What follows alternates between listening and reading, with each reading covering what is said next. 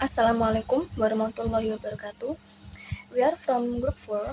I am Marisa Nur Faiza, Muhammad Robiuddin, Febriana Widatusania, Nur Aini Alfa, and Dika Nur Holisatul Mar'a. We will presentation our material. The title is Concept and Principle in ICT Based Media for ELT.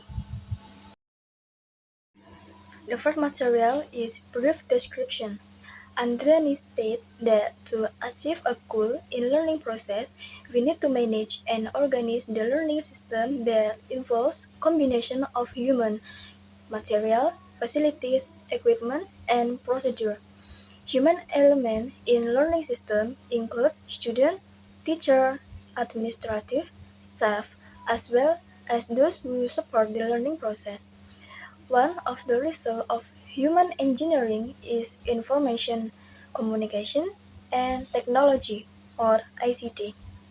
Nah, jadi di sini ada peneliti yaitu Andriani menyatakan bahwa untuk mencapai suatu tujuan dalam proses pembelajaran itu diperlukan suatu pengelolaan dan penataan sistem pembelajaran yang mana itu harus melibatkan kombinasi beberapa elemen seperti manusia, material, fasilitas, peralatan, dan prosedur. Nah, unsur manusia dalam sistem pembelajaran ini meliputi siswa, guru, tenaga administrasi, serta yang mendukung proses pembelajaran. Nah, salah satu hasil rekayasa manusia itu sendiri adalah informasi, komunikasi, dan teknologi atau ilmu TIK sebagai proses penyampaian pesan dan ide satu sama lain yang itu memungkinkan distribusi yang lebih cepat, lebih luas, dan penyimpanan lebih lama. The next is, there are several things to be considered in order to get the advantage of ICT. Those are as follows. The first, students and teachers need to have access to digital technology and the internet. The second, there should be the material quality, meaningful, and cultural support for students and teachers. And the third, teachers need to have knowledge and skills in using tools and digital resources to help students to acquire the academic standard. Nah, jadi pengertiannya di sini ada beberapa hal yang harus diperhatikan ketika kita memanfaatkan TIK. Nah, itu adalah seperti contoh yang berikut. Yang pertama, siswa dan guru itu memiliki akses ke teknologi digital dan internet. Yang kedua, adanya kualitas materi, makna, dan dukungan budaya bagi siswa dan guru itu sendiri. Yang ketiga, guru perlu memiliki pengetahuan dan keterampilan dalam menggunakan alat dan sumber daya digital untuk membantu siswa memperoleh standar akademik. Principles in designing ICT-based media. According to Mayer, there are some principles. The first one is the coherence principle. People learn better when extraneous material is excluded rather than included. Jadi peserta didik akan lebih mudah mempelajari satu materi jika unsur atau elemen yang tidak penting itu tidak usah dimasukkan. Misalnya ada gambar atau tulisan-tulisan yang tidak relevan dengan materi itu tidak usah dimasukkan. And then the next one is the signaling principle. People learn better when cues that highlight the organization of the essential material are added. Jadi misalnya ada bagian-bagian yang penting yang mau ditekankan bisa diberikan dengan highlight, misalnya dengan warna-warna tertentu atau dengan simbol atau tanda tertentu sehingga memudahkan peserta didik untuk memahaminya. The third one is the redundancy principle. People learn better from graphics and narration than some graphic, narration, and printed text. Jadi lebih mudah untuk dipahami suatu materi itu jika disampaikan dalam bentuk grafik dan narasi daripada printed text atau dengan teks tertulis saja. The next one is the spatial contiguity principle. Students learn better when corresponding words and pictures are presented near rather far from each other on the page or screen. Jadi kalau ada gambar dan tulisan yang saling berkaitan atau berhubungan itu bisa ditampilkan atau disampaikan dalam satu halaman atau satu screen atau satu layar secara berdekatan, jadi tidak dipisah atau berjauhan. Then the next one is the temporal contiguity principle.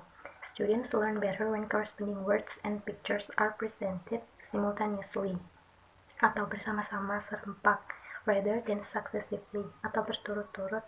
Jadi materi yang misalnya ada gambar atau gambar dan tulisan itu yang relate itu bisa ditampilkan bersama serempak, jadi tidak dipisah-pisah.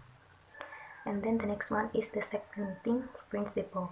People learn better when multimedia message is presented in user-based segments rather than as a continuous unit.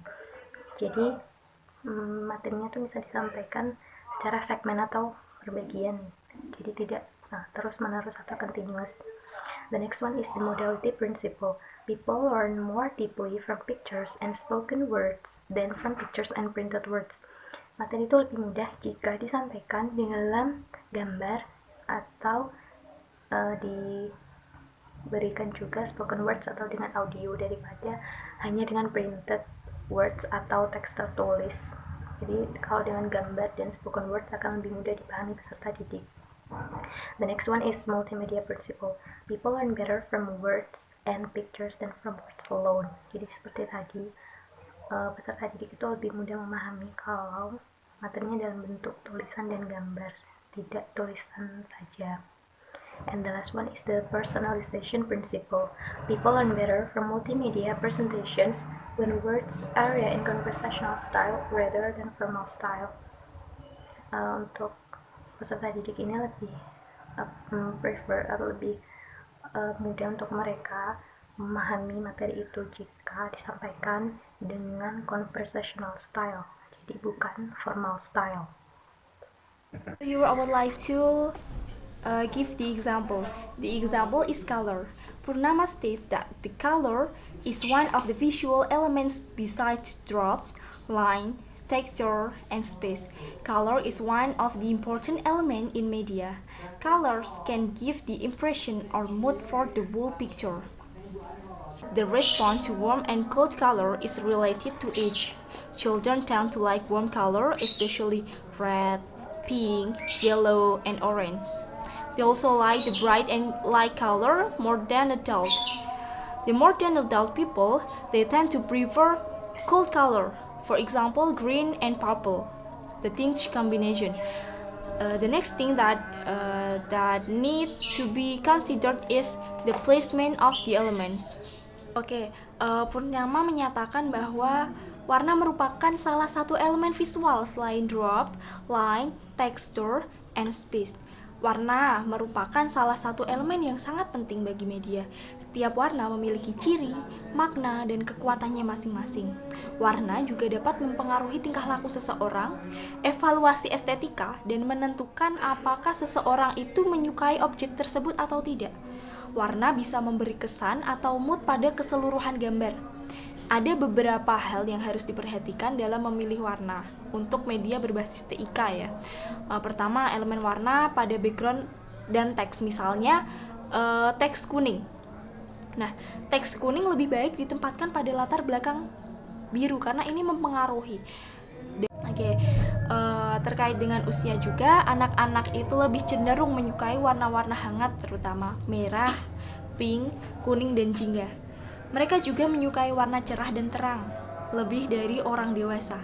Nah, semakin dewasa mereka, maka mereka itu akan cenderung menyukai warna-warna yang dingin, seperti hijau dan ungu, dan kombinasi yang kental.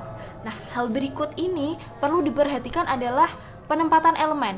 Penggunaan berasumsi bahwa elemen yang berdekatan satu sama lain memiliki korelasi, sedangkan elemen yang berjauhan tidak memiliki korelasi satu sama lain. Untuk materi verbal, kata kunci dapat diberikan tekanan dengan tipe verbal dan poin untuk elemen daftar. Nah, elemen warna-warni baik kata maupun gambar dalam tampilan monokrom juga dapat mempengaruhi atau menarik minat siswa. Misalnya, panah merah terlihat jelas dengan background warna-warna dingin.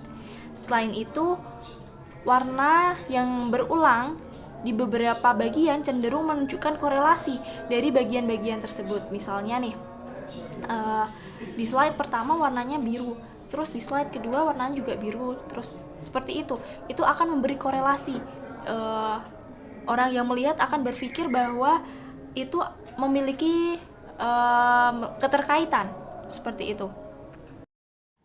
Next, Pat and Wilson in Small Dino state several things related to the use or why colors are needed in conveying materials.